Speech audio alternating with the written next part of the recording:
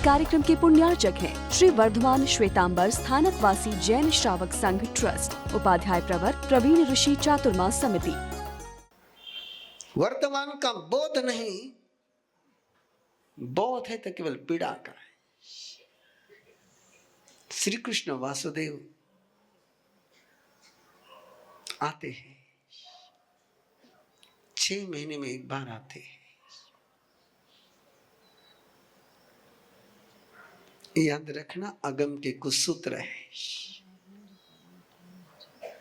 बड़े गहरे सूत्र है, जिसको हम आरंभ पेरेंटिंग में बहुत अच्छी तरह से एलोबरेट कर चुके हैं। संतति जब मां के वंदन करती तो मां के वंदन नहीं करती है, पाए ग्रहण करती है, उसके चरणों को ग्रहण करती है। पिता को प्रणाम करती है और मां के चरण ग्रहण करती है। पाए गहिए, और जिन्होंने मां के पांवों को ग्रहण कर लिया वे धन्य हो गए। और जब मां के पांव बच्चा ग्रहण करता है तो specific treatment, specific method, specific ritual, specific एक टेक्निक जो सबको सीखना बहुत जरूरी है। संतति वंदन करे तो पिता ने क्या करना चाहिए, और संतति पांव ग्रहण करे तो मां ने क्या करना चाहिए। पूरे आगम के पन्नों के ऐसे कुछ सूत्र है बंधुओं, कि मां आलिंगई, मां हक करती है। ये हक करने का अधिकार केवल मां को दिया आगम ने। पिता हक नहीं करता है। पिता को जो रिप्लाई देने का तरीका आगम में है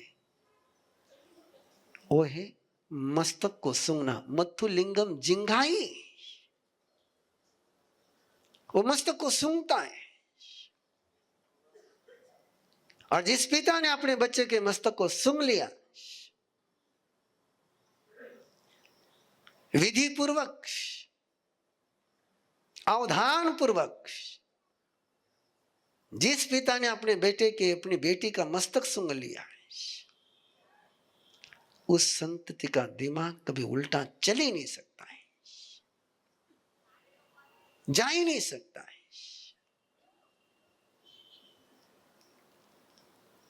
कि नेगेटिविटी और शक करने का सबसे बड़ा सशक्त केंद्र पिता के पास कोई है तो है नाक। वो सारी उसके अंदर की कृष्ण रेशा को, नील रेशा को, कपोत रेशा के सारे गंध को शक कर लेता है। और मां जब आलिंगन करती है तो अपने वात्सल्य के लेशा से अपने संतति को तृप्त कर देती है। मेरे गुरुदेव ने कहा है, जो इशारे को समझे वो सयाना, जो इशारे को नहीं समझता फिर वो कोड़े पड़ते हैं। तो एक व्यक्ति उठ गया, मुझे इशारा हो गया, रुक जा।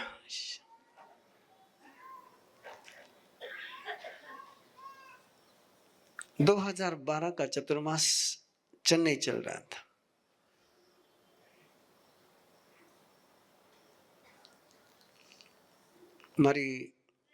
मेरे बहुत सारे किताबों के लेखिका बहन प्रतिभा जैन, उसने एक परिवार के मेरे पास रिकमेंडेशन करके, मारा साहब उसको समय दो पर्सनल। मैं पर्सनल बहुत कम मिलता था, मिलता भी कम हुआ भी। वो आई बहन और उसने एक प्रसंग सुनाया मुझे कि 2 दिन पहले मां ने, उसकी सासू मां ने अपने बेटे को, शादीशुदा बेटे को, जो उसका धनी था, उसको घर में जो वजन का, तोल का सिर होता है ना, तोल, बाट, वो बाट बेटे को फेंक के मारा। वो तो ठीक बोले महाराज साहब की बेटे ने सजगता रखी, ये तो सीधा मस्तक फुटता था। और तब से मेरे मन में भय बैठा है। बोले जो बेटे को बाट फेंक करके मार सकते हो, मेरा क्या करेगी? मैं सुन रहा था और सुनते सुनते मैंने केवल एक सवाल सहज पूछा, तुम्हारे ससुर जी कहाँ है? बोले ससुर जी तो बहुत पहले ही चले गए, जिस समय ये बहुत छोटे थे उसी समय चले गए। थोड़ी देर के बाद उसके श्रीमान जी आए। मैंने उस बहू को कुछ नहीं कहा, उस बेटी को कुछ नहीं कहा मैंने। जब श्रीमान जी आए तो श्रीमान जी को मैंने एक काम कहा,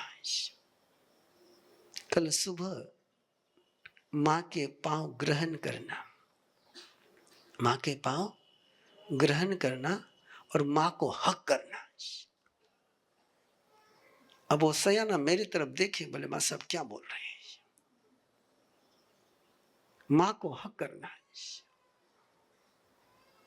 मैंने उसको कहा तो एक 7 दिन प्रयोग कर ले, पहले कुछ भी कर ले, मैंने तो बाकी कुछ मत कर, कुछ मत बोल, केवल पांव को ग्रहण करना। ग्रहण करना समझते हो ना? पांव पकड़ने, केवल माथा नहीं टेकना, माथा भी टेकना और हाथ से पकड़ने भी, और फिर मां को हक करना। मैंने कहा ये आगम का जिक्र था, ये आगम के पाठ के आधार पर दी हुई ट्रीटमेंट थी। 8 दिन के बाद जो बहू मेरे से बात करने के लिए आई थी वापस आई। बोले महाराज साहब, माँ बहुत दुलार करने लगी मुझे, बहुत प्यार करने लगी। इन आगमों में पता नहीं दुनिया के किन किन समस्याओं के क्या क्या समाधान छिपे हुए हैं।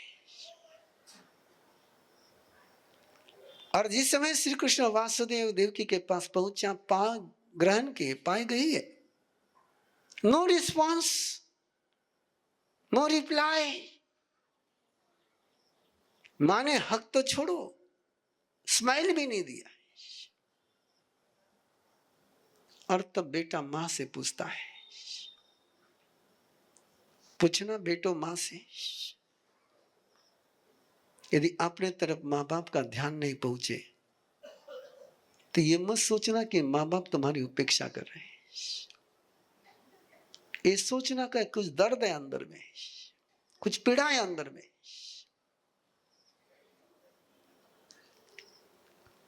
दुखी है। और वासुदेव ने पूछा अपनी मां से कि मां, आज तुम मुझे देखकर खुश नहीं हुई हो, तुमने मुझे आलिंगन नहीं दिया है,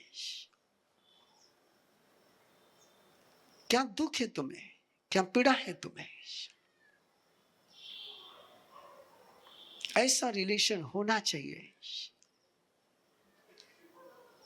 कि दुख तुम्हारे साथ मां बाप शेयर कर सकें।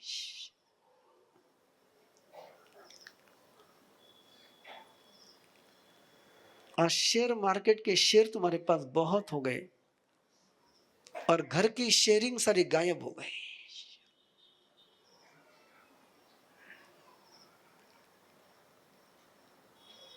वो सोशल मीडिया पर शेयर करते करते तुमने घर वालों से शेयर करना ही बंद कर दिया। और बिना शेयरिंग के कोई रिश्ता जिंदा नहीं रहता है। वासुदेव ने पूछा और मां के आंखों में से आंसू झरने लगे।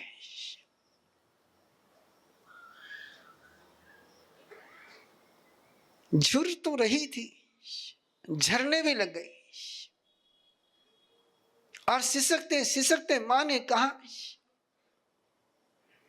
मुझ जैसे अभागी कौन?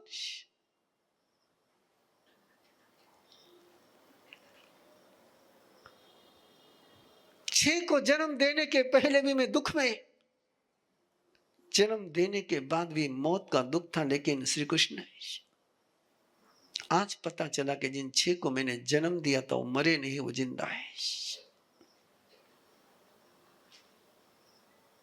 वासुदेव ने पूछा कहाँ है? बोले अरिष्टनेमि के शासन में वो 6 के 6 सीधे मार्ग पर चल रहे हैं। तुझे भी जन्म देने के बाद तुझे भी मैं बचपना तेरे साथ जी नहीं पाई। मेरा मां बनना व्यर्थ हो गया है।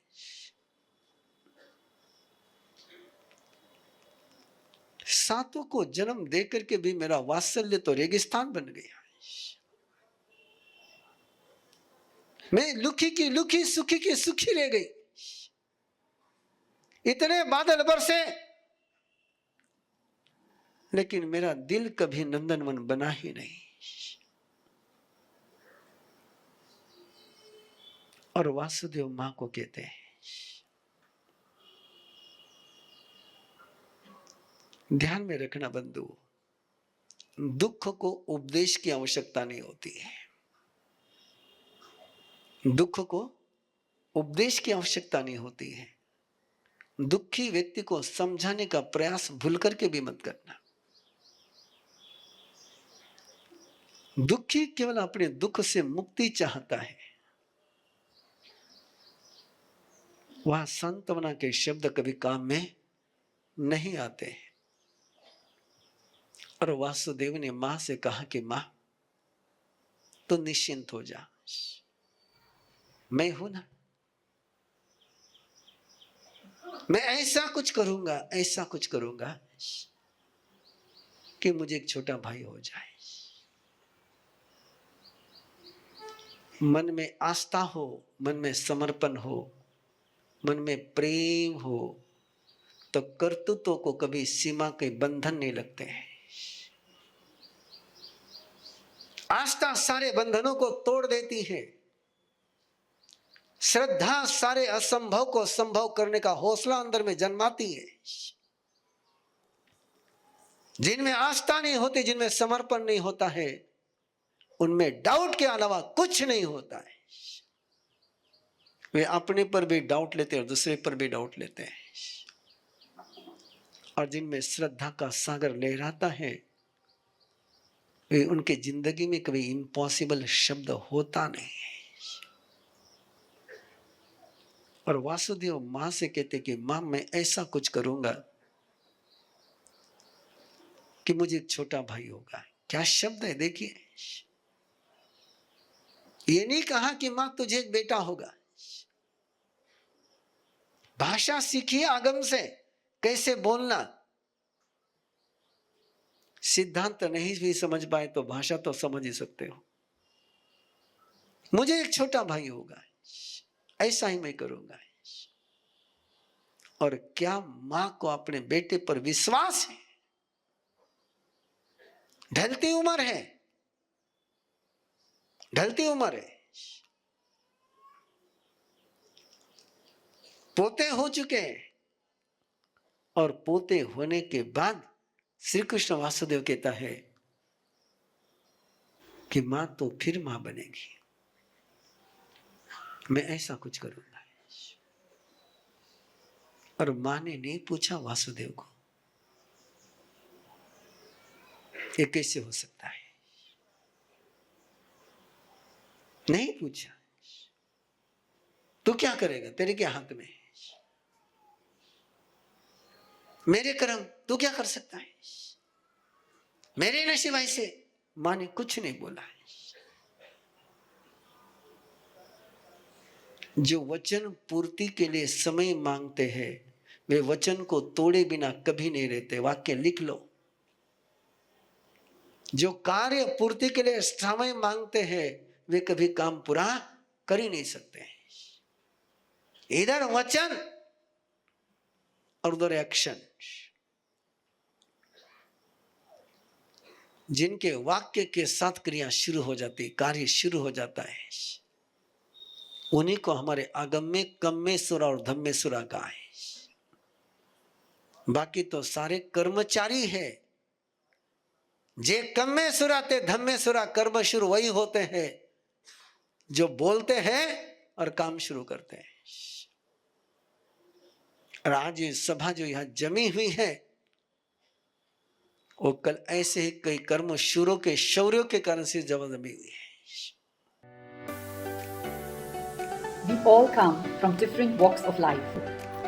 We are chartered accountants and lawyers. We are doctors and engineers. We are entrepreneurs. We are designers.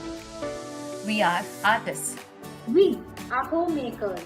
But in common, we are all teachers of Arham Garva Sadhana at Arham Vidya. We teach, guide, and mentor the creators of the future. Of course, the parents too. We guide them throughout the journey for conscious choice and not by chance. We help them to break down their fear, anxiety, and stress. To build an everlasting family bond. To stay calm and cherish every moment. To design and create a personality in the womb. We train couples to detox their body, to release negativity, to meditate, to connect to higher energy, to resonate, to transform, and to lay a strong holistic foundation for their child. We just don't give, we receive in abundance. By teaching them, we have transformed our lives. We have learned to tackle our life problems smoothly. We have built great bonds with our family. We are learning and progressing every day.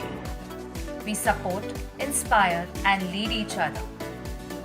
We have grown to be better human beings. But yet, we are not the stars. We are empowered, motivated, and guided by our Guru, Upadhyay Praveen Rishi.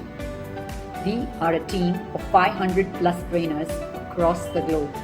Together, we empower generations. Join hands with us on this beautiful journey to create a better world. 6 months teacher training program starting this August 2024. For more details, join us on an introductory session on the 5th of August at 9 p.m. Follow us on Instagram, Facebook at Arham Garva Sadhana. इस कार्यक्रम के पुण्यार्चक हैं श्री वर्धमान श्वेतांबर स्थानकवासी जैन श्रावक संघ trust, Upadhyay प्रवर प्रवीण ऋषि चातुर्मा समिति, महावीर भवन, इंदौर।